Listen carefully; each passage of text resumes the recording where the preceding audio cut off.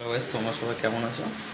তোমাদের একটা ছোট্ট একটা মিনি ব্লগ। কাজ না করে কি করে দোকানে শুয়ে থাকে তোমরা শুধু দেখো। একটা ছেলে কাজ বাজ করবে শুধু দোকানে শুয়ে থাকে।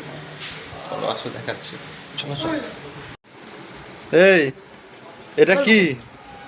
এটাকে শোয়ার জায়গা? হ্যাঁ?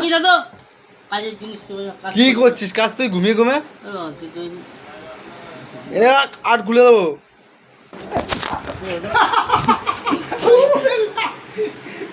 ফালতু একটা ছেলে, কাজ বাজ করে না।